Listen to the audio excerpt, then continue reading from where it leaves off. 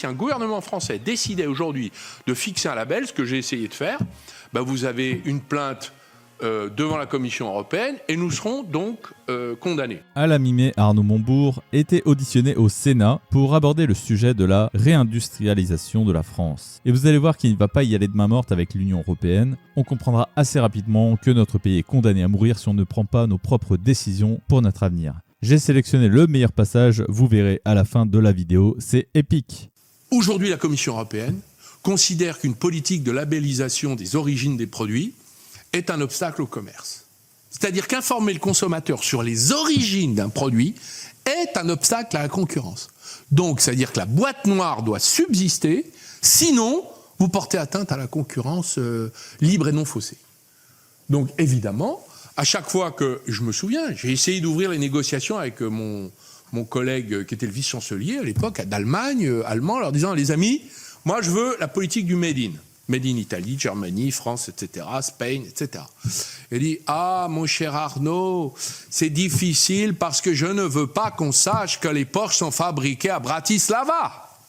Ah, ça c'est une autre stratégie, en effet. Donc on n'a jamais pu trouver de solution donc de compromis politique en Europe, et j'ai ouvert le dossier, je me souviens de la rencontre, on est même allé à Airbus ensemble avec le ministre de l'économie, il s'appelait Sigmar Gabriel, c'était un SPD qui était le vice-chancelier de Mme Merkel, et on n'a jamais réussi à trouver un accord. Voilà, je vous le dis. Donc, qu'est-ce qu'il faut faire ? Aujourd'hui, si juridiquement le gouvernement actuel décidait de dire, écoutez, je vais mettre sur tous les produits les origines, ils l'ont fait à notre demande. Sur le miel, pourquoi ? Parce que le miel, c'est un produit qui est, contrairement à ce qu'on croit, stratégique, puisque c'est ce qui permet de garantir le niveau de pollinisation de l'agriculture, excusez-moi, du peu. Pourquoi ? Parce que quand vous n'avez pas d'abeilles, parce que vous tuez les gardiens des abeilles qui s'appellent les apiculteurs, vous affaiblissez votre niveau de pollinisation, donc de reproduction naturelle des plantes. Bon, excusez-moi, la rentabilité agricole repose sur les abeilles. Donc si vous n'avez plus d'abeilles, vous n'avez plus de rentabilité agricole, de rendement agricole.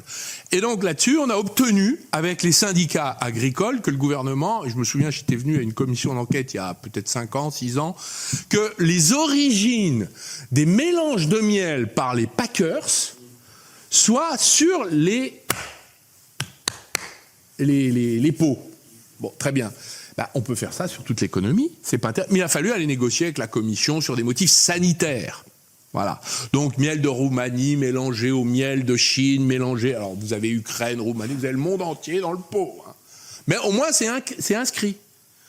Ce qui permet aux apiculteurs français de défendre leur travail. Mais on en est seulement là, sur quelques produits. Vous avez la viande, sur des questions sanitaires. Mais sur les questions de l'ensemble de l'économie, si un gouvernement français décidait aujourd'hui de fixer un label, ce que j'ai essayé de faire, vous avez une plainte devant la Commission européenne et nous serons donc condamnés. Je vais vous dire, il faut vivre avec les condamnations européennes.